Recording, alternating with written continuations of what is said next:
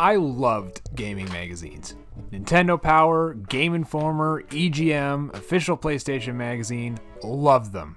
I would read them front to back, soaking up all the reviews, previews, and everything in between. Except for the ads.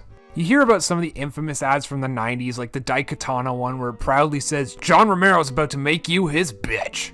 And then that game sucked ass. But I didn't grow up with those magazines. I was 5.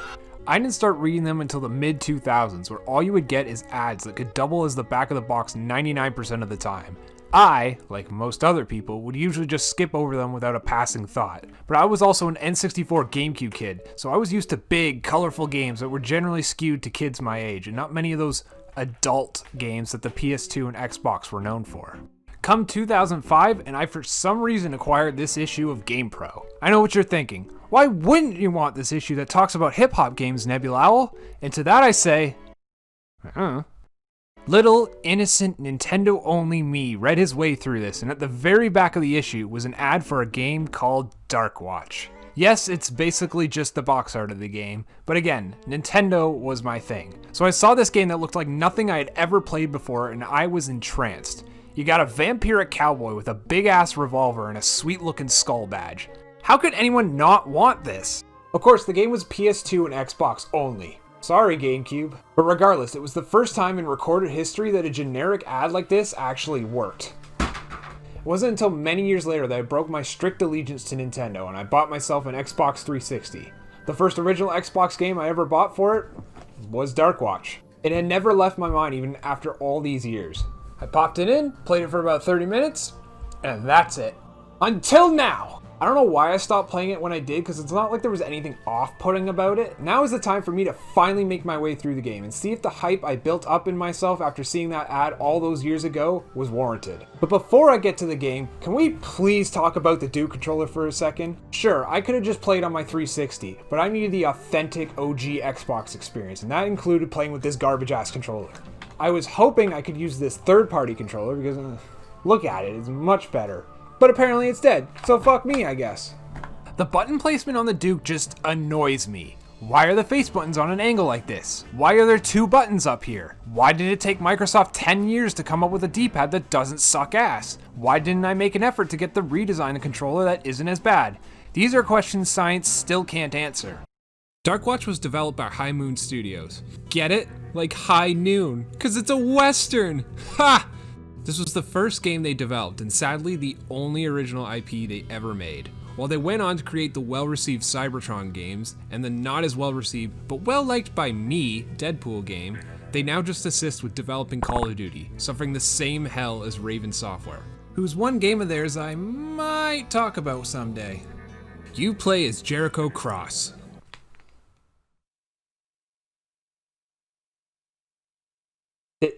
This guy. A wanted gunslinger in the Wild West. You start the game by trying to rob a train and mistakenly unleash a vampire lord known as Lazarus, who promptly bites Jericho, slowly turning him into a vampire too. After biting his horse and turning him undead, Jericho is joined by Cassidy Sharp, an agent of the vampire hunting order known as the Darkwatch.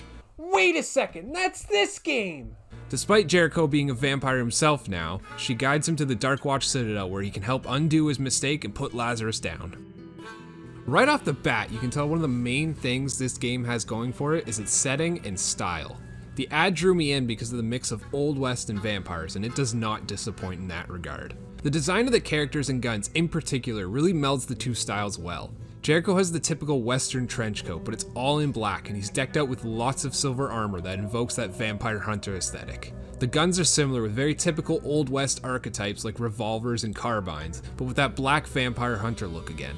The music is equally fantastic and really lends to that Old West feel.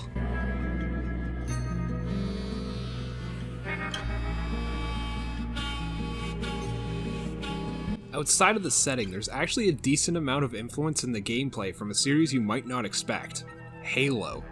You can only carry 2 guns at a time, you gain a regenerating shield after turning into a vampire, with health only being gained by pickups, You're guided by a sort of ghostly female, there's no iron sights like you would see in a game like Call of Duty, and there's even a buggy section later on that's controlled the same way, with the left stick controlling the gas and the right stick controlling the camera to aim where you're going, but I'll get to that more later. I'm actually not really a big fan of Halo, but I don't mind most of the elements drawn from it here. Of course, Halo is sci-fi, and Darkwatch is not. You're a vampire gunslinger, not some silly space marine, and you've got the guns and powers to prove it. For the most part, your arsenal's fairly standard. Your most trustworthy gun will be the repeater, which lets you hold down the trigger to spray and pray. The dual pistols are similar, but even more deadly, albeit removing your ability to throw dynamite. Speaking of which, can we talk about the arc on these dynamite throws? Jericho tosses them like he's trying out to be an NFL quarterback. Outside of pistols, you've got the always trustworthy shotgun, a carbine that somehow feels like the weakest gun in the game, a sniper, a crossbow that shoots exploding bolts, and a rocket launcher that lets you aim the rocket after shooting.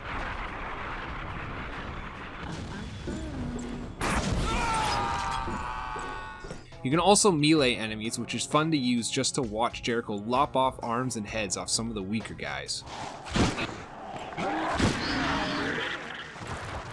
Every once in a while you get a vehicle or turret section as well. Riding your undead horse can be especially fun as your gun has unlimited ammo and shoots as fast as you can pull the trigger. The buggy section, on the other hand, is hell on wheels, but not in a good way. Sure, on paper it controls like the Warthog in Halo, but nowhere near as smoothly. You're in much more cramped spaces, so you're constantly getting caught on level geometry, and trying to change directions somehow takes forever. It's like Jericho stops, turns off the buggy, turns it back on, and then starts reversing. Luckily, you only need to use this buggy for one short section. Shortly after becoming a vampire and following Cassidy to the Darkwatch Citadel, Jericho watches as she is unceremoniously grabbed and decapitated by Lazarus. He doesn't have to mourn long though, as she comes back as your ghostly guide and refuses to shut up, even when dead. This is bad. Looks like Lazarus' minions got here before we did. Alright, Cross, just stay alive. I'm gonna see if I can get this ghost door operational. This isn't the Citadel. She continues to push you along, as well as praise or chastise you when you're faced with moral decisions. You see, Jericho may be slowly becoming a vampire, but he still has some mortality left in there. It's up to you to decide whether he's a good or a bad guy. Sometimes these choices are just handed to you, and are basically always, free this soul from becoming a vampire or suck out their essence. There's also tainted victims hidden away across the levels that create a cool looking effect on the screen when you get near them. Each choice you make adds points to your good or bad pools, with the tainted victims giving only tiny amounts. Reach a new level on either side of the fence and you gain a new power. It's best to stick with one allegiance, as there's only enough opportunities to get to the last level on one side. As for me, I'm the goodest of boys, so I couldn't possibly think of going evil. On the good side, you start with the silver bullets that give extra damage and an unlimited clip for a short period of time. Next, you gain fear that scares weaker enemies, that for me was mostly pointless. Then you get mystic armor that's pretty self-explanatory, and on the fourth and final level, you gain the Vindicator, which is chain lightning that kills any enemies in your vicinity with a single hit. It's best to use this when there's a bunch of enemies near you. On the evil side, you start with Blood Frenzy that highlights enemies and greatly powers up your melee attacks. The second power is Turn that makes enemies fight each other for 15 or so seconds. Then you get Black Shroud, which is the same as Mystic Armor, except enemies who hit you get hurt back, though it didn't seem like it hurt them all that much. The final evil power is Soul Stealer that kills anything within a certain distance away from you in a single hit, and is ultimately worse than Vindicator due to its short range. As you probably noticed, the two sides have very similar powers, which kinda cheapens the moral choices you have to make. You do get to see the descriptions for all the different powers right off the bat, so at least you can make an informed decision right away. While these powers are used by a blood meter that's filled by killing enemies, there are a couple powers that you can use at all times. There's the aforementioned Regenerating Shield, a very high-reaching double jump, and a Vampire Vision that lets you zoom in a little and highlights enemies in white, which is good for shooting at long distances. Of course, you're half vampire, and sun equals bad. But not like super bad, you know? Anytime Jericho is under sunlight, except during this snowy section apparently, he loses any use of his vampiric powers. The sun thing is a neat concept, but it's used sparingly and is ultimately very annoying because while you can hide in shadows to gain your powers back, trying to determine what counts as a shadow and what doesn't is vague at best.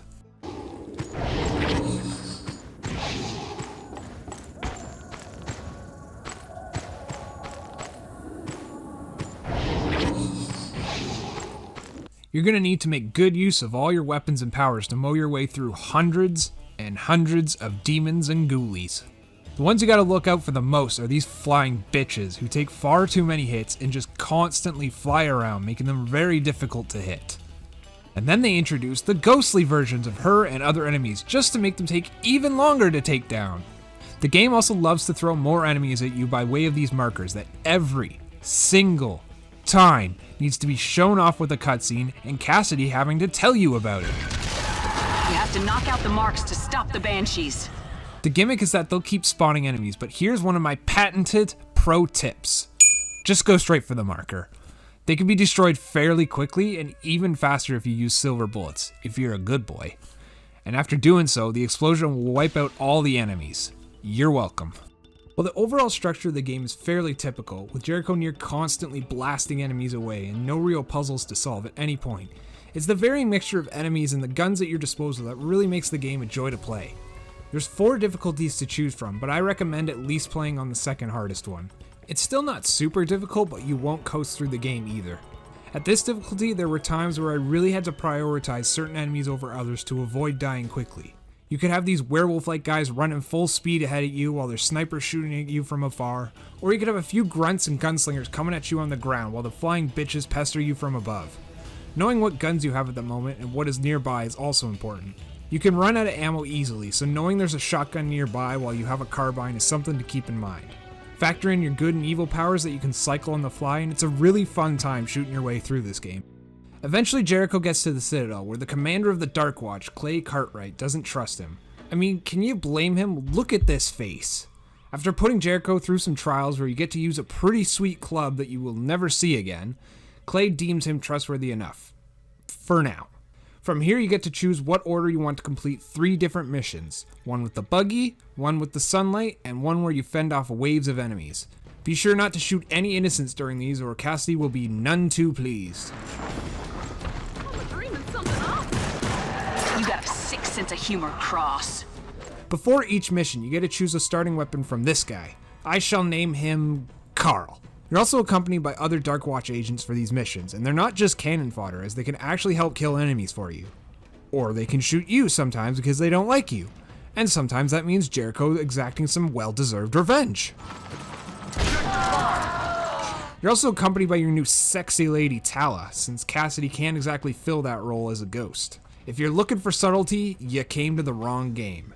That being said, if you looked at Tala and said to yourself, I'd hit that, well, you're in luck, because Jericho does just that. If you looked at Tala and said to yourself, she doesn't look trustworthy, well, you're in luck, because she's not trustworthy. After tricking Jericho during sex to bite her and give her vampire powers too, she unleashes Lazarus's army onto the Citadel. Fend off the baddies coming through the portal, and you will stumble across the most horrific sight.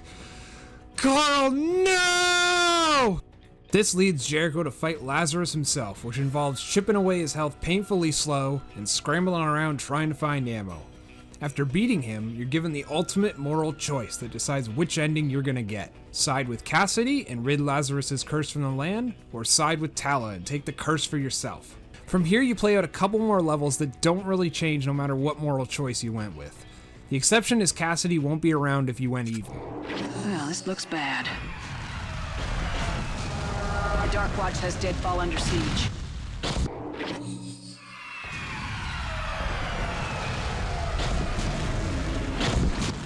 Even though I complained about her not shutting up earlier, suddenly not hearing her anymore is just a little weird. Eventually, a portal just pops up, taking you to the final boss. If you went good, you fight Tala, who's gone full vampire. You can tell she's fully evil because she's just so mean to Jericho. Damn, you're ugly. Defeat her and you let Cassidy's soul pass on and Jericho rides off. If you were a naughty boy, you fight an angelic Cassidy. After defeating her, Jericho goes full vampire, kills Tala, and still rides off. No matter which ending you go for, the boss fight that ensues is basically the same. In general, they're just souped up versions of the Lazarus fight from earlier, with the girls adding a couple new attacks with minor variations between them. Tala adds this cloud attack that requires you to jump real high to just barely avoid it, while Cassidy has this shockwave that I never figured out how to actually avoid except for being on the complete opposite side of the room. The most annoying part is if you try to use one of your vampiric powers, they'll just fly into the sky and stay up there to avoid it. No, scratch that. The most annoying part is that despite being able to skip every other cutscene in the game, suddenly you can't skip the ones during these fights. Outside of the campaign, there's some multiplayer either by split screen or Xbox Live. Alright, well there's still split screen. I don't have friends. I did find this cool cannon that was never in the campaign at least.